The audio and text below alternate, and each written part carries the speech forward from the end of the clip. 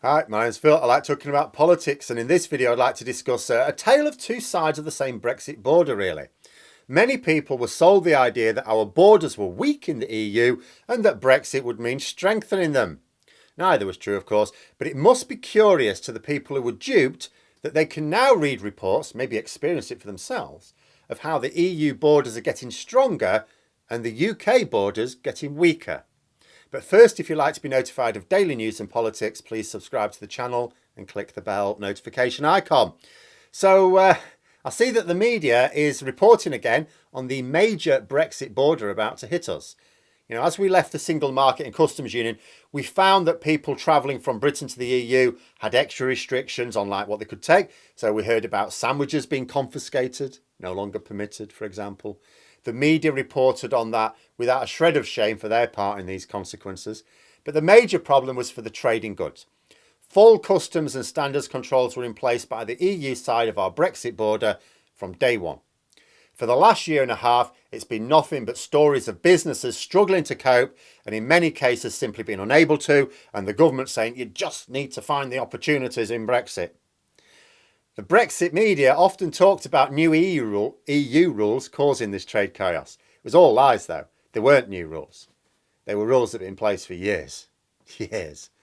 They were just newly applied to us because they were rules for third countries. As I've tried to explain to those who think leaving the EU meant not following EU rules, nothing could be further from the truth. You can think of the EU, I suppose, as having two types of rules, those for members, those for third countries.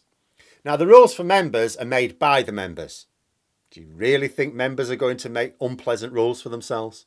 No, they make rules that benefit themselves.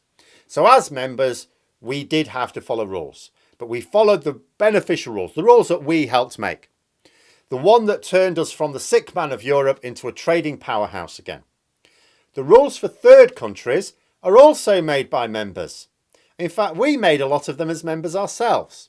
These are the rules that don't apply to members, so they're the unpleasant ones. These are the rules that make it harder for a business in a third country to trade in the single market in order to give preference to the businesses in the members of that single market.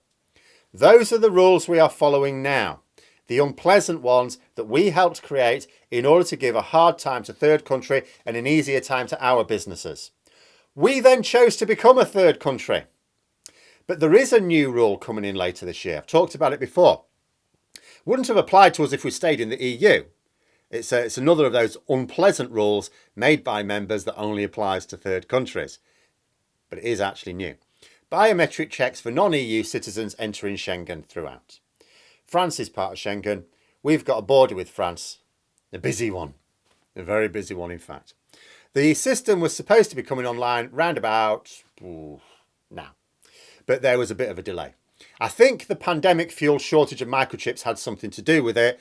But either way, the system is now coming online later this year. September, I think, is still the intended rollout date, but certainly by the end of the year. So potentially just a few months away. So close now that the media have started reporting on it again. I've seen recent reports in the Daily Telegraph and Kent Online. Dover describing it in these reports as the worst chaos yet. So whatever you think has caused a problem by leaving the single market or customs union, when you've looked at the 10 miles or more of lorry queues at times, this is getting worse. And you can imagine why. A biometric check requires you to go to a terminal to get yourself scanned in. Now, I don't like travelling, so I don't do much of it. I've never had to use a biometric terminal. I'm told by those who do, they don't always work very well. So there's that on top of it. But even if they work really well, let's say they're superb, new technology, let's say it's brilliant. Consider how it works at Dover. So you have to get out of your car or your cab, stroll across the terminal, scan yourself in, everyone, not just the driver, wander back to your vehicle, think about how long that would take. Then consider there are only 5 lanes leading into Dover. There are times when Dover needs to deal with 6,000 vehicles a day. If the traffic were evenly spread across the 24-hour day, which of course it would not be, you'd still need to be getting checks done inside a minute to maintain that traffic flow. Do you think you could get out of your vehicle, and there might be others in it as well, and all of you would have to do this, go across to the terminal, get yourself biometrically scanned, back inside your vehicle inside a minute. Bear in mind the terminal won't be right next to your lane. I don't think that's feasible. And remember that this check isn't the whole process. This is just the new process on top of the existing ones. Since the start of last year, goods vehicles have faced customs and standards checks. They take time. This is the reason why a lorry trying to get through Dover gets stuck in Kent for an extra 12 hours on a good day. It has meant delays of up to 3 full days at times. The bottom line is this: once these checks come in, there's no more 6,000 vehicles a day passing through Dover. Not happening. When you raise barriers in any context, you reduce flow. Traffic through Dover was already lower last year than in 2019. We're not going to count 2020, of course. That would be ludicrous. The pandemic knackered that. The flow this year will end up lower still, because although September is after the main summer holiday season, I mean, imagine if this system was coming in now. But although it will come in after most people have gone on their holidays, it is just in time to see the massive increase in demand for freight as we roll towards Christmas. The Port of Dover is very concerned. Of course it is, it's a commercial operation, so the fewer vehicles pass through it, the less revenue they make, and this is going to mean way fewer vehicles get through. They've urged the UK and French governments to come to some arrangement to avert the problem. What? What can be done? You're talking about a system that would allow for the checks to take place along the route to the port, wouldn't you? Before you get to the bottleneck? I don't know how feasible that is. Apparently, after years of disinterest from the UK government, they are now reported to be paying attention now. It's only like 4 months away. Seems a little late. 4 months left. Unless there's another delay. Also, it occurs to me that any innovative solutions that may exist will need to be based on a serious level of trust between the UK and the French governments.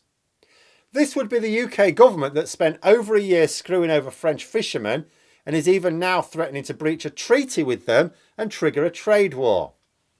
I'll be honest, even if someone did have a credible plan, and I have to say I've not heard one, and even if there were time to implement it, which surely isn't a given, I'm not sure that level of trust with or interest from Boris Johnson's government is really there. And the Brexiteers don't get to complain about this one. These checks have been brought in to strengthen security at the border. I mean, the EU exercising their sovereign right to control their borders can brook no challenge for Brexiteers, can it? I mean, they are complaining, but they've got no right to. What they ought to complain about is the weakness of the border in the other direction. Because as the EU are strengthening their borders, we've weakened ours. A year late, we applied customs controls, but we're still not carrying out that many checks, physical checks, because it would slow down the traffic too much. So we're giving an easier time to smugglers. We're not applying standards controls at all. I talked recently about the fear from vets and farmers that we risk a serious animal disease outbreak, potentially imminently due to this. At the moment, we're just hoping to be lucky. The Food Standards Agency says that the combination of being shut out of the EU's rapid alert system and the lack of import checks means that they're going to need a lot of money from the government to set up their own system. So more costs for a less effective system, which, by the way, is not underway.